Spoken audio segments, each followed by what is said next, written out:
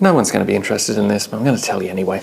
Hello and welcome back to Curiosity Mine. Newspapers are important, and from a historical research perspective, newspapers are very important because they're quite often the only records we have of historical events and people and whatnot. Lightning Ridge, the opal mining town in northern New South Wales, Australia, has had several newspapers over the years, including the Ridge News, the Black Opal Advocate, and historically the Walgett Spectator. But the OG Lightning Ridge newspaper was the Flash, or more correctly, the Lightning Flash newspaper. I stopped by the Lightning Ridge Historical Society to have a chat with Barbara about the Flash newspaper and to check out some of my favourite special issues and interesting issues from over the decades. So this is the Lightning Flash newspaper, which was the first and for a very long time the only newspaper at Lightning Ridge, the opal mining town in New South Wales. This is the first edition of the Lightning Flash newspaper. The woman who started that paper in September 1969, she was the wife of George Bodewes, who had fire opal, and Julius Dietzis was his opal cutter and the man who came up from Sydney with him in 1969. Marcia started the paper, and she had it for like 3 years.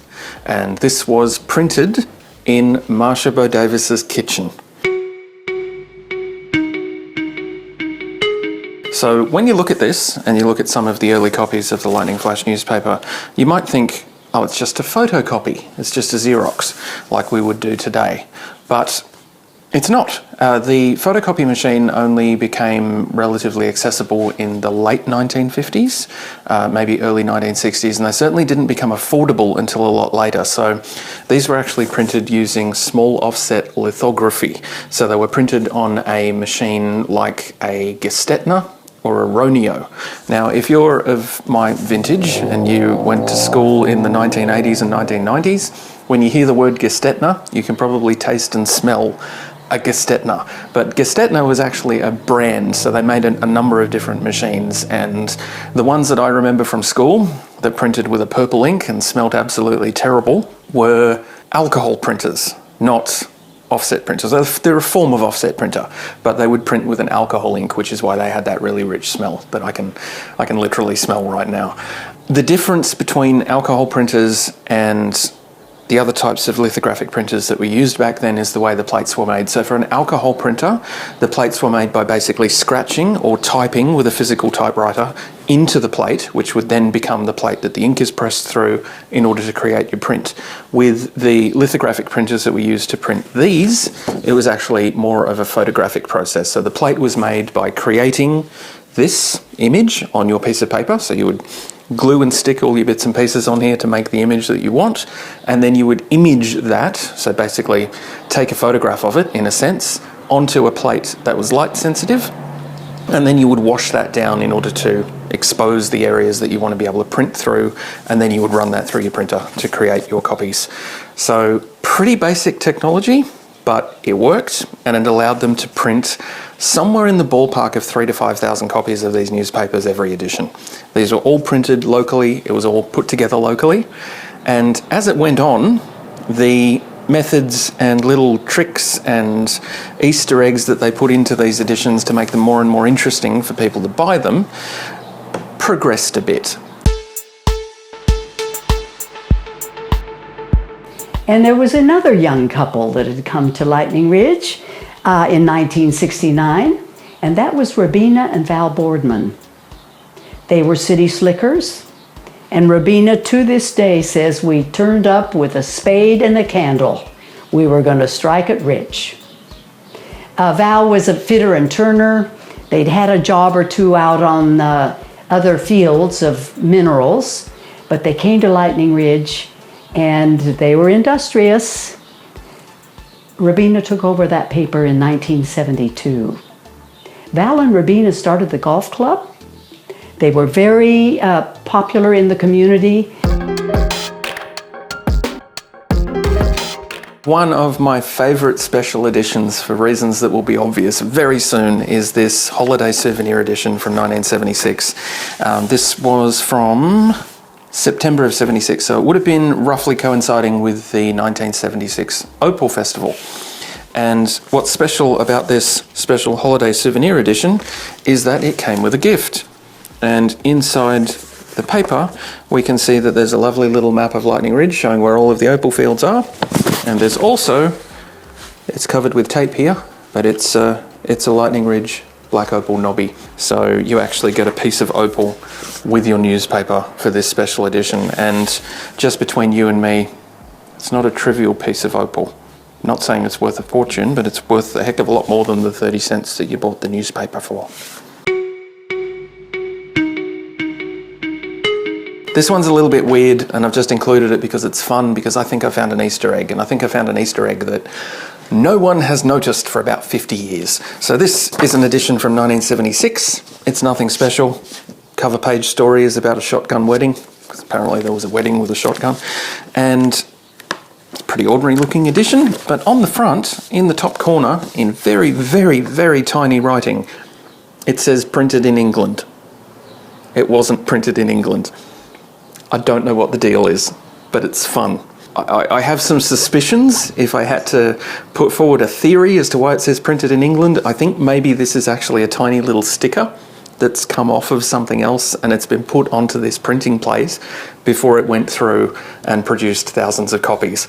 I think it might be something off of a toy or a chocolate wrapper or something, but I don't know. I'd love to talk to the editor at that point and find out what the go was, but it was so long ago, I don't think anyone would remember. Another thing that I love about this particular edition, and a lot of these editions from the 1970s, is all of the advertisements in them were hand-drawn. So there's no typesetting involved in the advertisements. They're all beautiful, hand-drawn artwork. They're all consistently drawn by the same person, I'm not sure who, and they're all wonderful. One of the things that they love doing, particularly in the 1980s era of the Lightning Flash newspaper, which is the Ron Canlin era, they really loved going all out for the Christmas edition.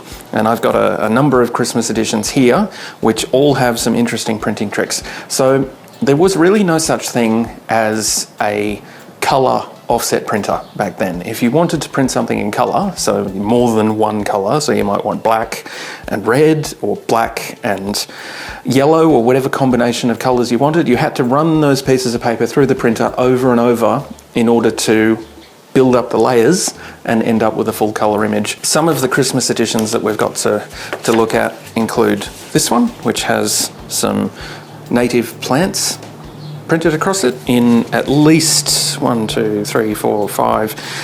different colours plus black. So this piece of paper on the front here has gone through the printer 6 times, which is pretty impressive. We've got some of these more traditional Christmas images. Again, number of prints. It's gone through the printer a lot of times. A lot of effort for that one. Another one that's quite traditional. Happy New Year 1982. Similar again, this one was 1981. And then we've got this one from 1980. A couple of other interesting Christmas editions.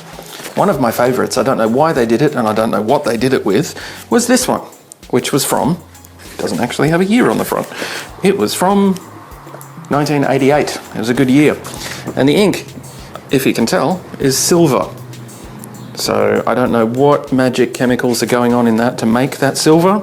It's actually really quite hard to read, but it's a pretty striking thing to see on the shelf in the news agency when you go to buy the newspaper. I think I would have picked up a copy of that one if I was there. And another Christmas edition, which I just think is fun, because looking back on it, the artwork on it is, well, it's something that might have kept the kids up at night. So we've got this one, which was from 1983, and it's got some wonderful artwork on the front from Phil Heskett. Phil Heskett was a local artist who, among other things, helped to draw up the artwork for the historical map of Lightning Ridge, which we still sell from the Lightning Ridge Historical Society to show people where the old town was, which is fun. But he also drew Terrifying Santa Claus.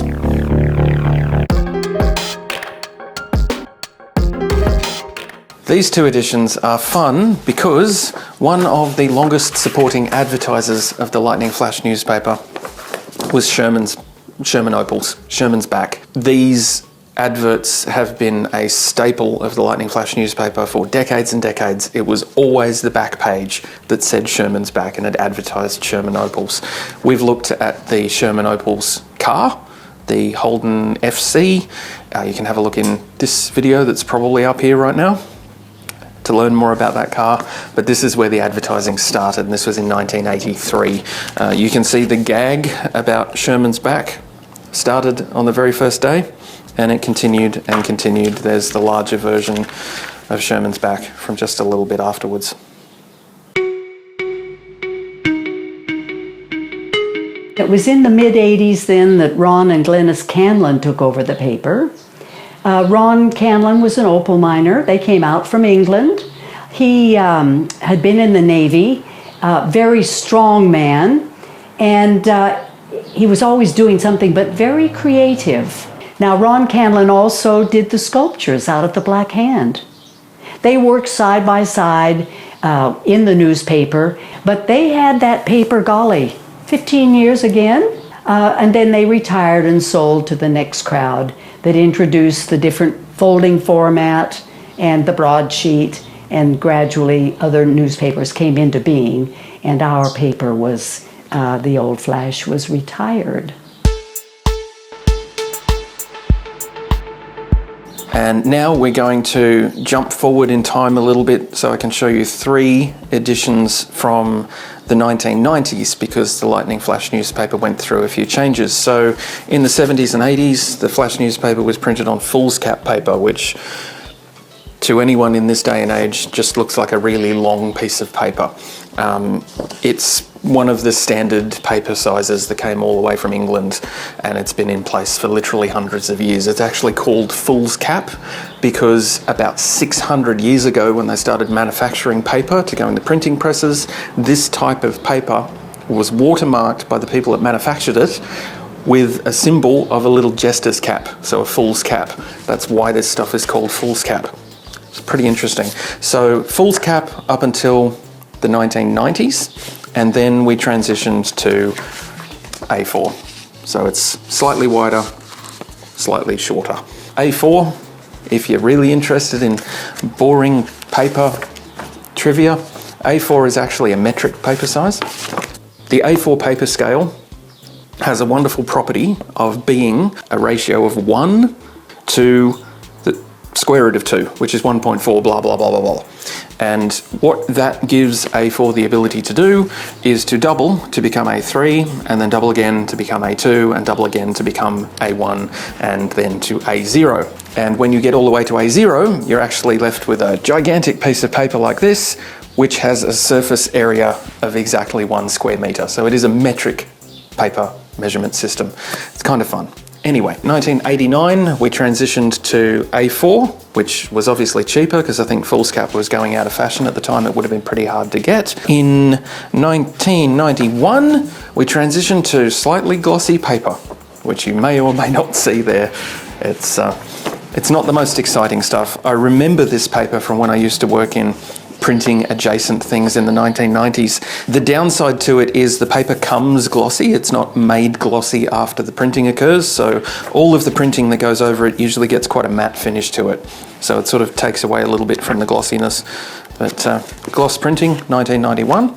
And then in 1992, only about a year later, the Lightning Flash newspaper transitioned to newsprint in a single sheet. Further on down the line, they transitioned again to more of a broadsheet newsprint size. So I do have a couple of examples of the broadsheet Flash newspapers. This is one of them. This is from 1997, and this is the edition that commemorates the opening of the Opal FM radio station, which is fun. This is not actually broadsheet. This is much smaller than broadsheet. I know we've been calling it broadsheet. Broadsheet is actually about double this size again. Broadsheet is more like the Sydney Morning Herald or something like that. This is just a standard newspaper size, but in comparison to Foolscap and A4, I'm happy to call this broadsheet. And then further on down the line again, they actually transitioned back to about this size again. This is one of the last editions of the Lightning Flash newspaper from 1998. This was printed by the Independent Assemblies of Australia, which is a religious organisation that took over the Flash for its last, I believe, 3 editions Don't quote me on that. But yeah, this is 1998, and this is the last hurrah of the Lightning Flash newspaper under that name. We're nearly done. And I've saved the best, the most interesting, certainly the brightest for last. Spectrum Opal Mines was a tourist attraction in Lightning Ridge up until the 1990s-ish. It was an underground mining experience. Their advertising in the Lightning Flash newspaper got a little bit ambitious. We had some advertising like this. Now, I believe this is actually screen printed and not printed through the small lithography process that the rest of the paper was printed with. So we get these really vivid colours like this bright red that we've got here. And here's another edition using, I'm assuming, the same plates, and we're getting lovely green. And after, wow, 50 years plus, these are still looking incredibly vivid and beautiful today. So I love these advertisements. But they get better, because in 1972, they printed this edition, which again has Spectrum Opal Mines on the back. And good Lord, does it have Spectrum Opal Mines on the back. I have no idea what this orange paint is made from, but after 50 years, it is as vibrant as it was when it went on there, if not more vibrant. It almost hurts your eyes to look at it. I feel like I'm getting some sort of tumour standing next to this. I don't know what it's made of. It has to be uranium or plutonium or neptunium or something, but it is amazingly vibrant after so long. These copies have been in filing cabinets for many, many, many years, so they've been protected from the elements, but it is such a wonderful colour. And in addition to that, the black ink on this, which is what makes me think it's screen printed and not lithography, the black ink on this is incredibly dark. It's almost like Vanta black. It's crazy, and that was 1972. And just when you think it can't get any brighter and any better, they go and throw in another colour, and we get almost the same as advertisement with a bit of neon yellow in it as well, which is just magnificent. I don't know what this stuff is made of. I almost need my sunglasses. So that is a bit of a tour of some of the editions of the Lightning Flash newspaper that I found to be particularly interesting.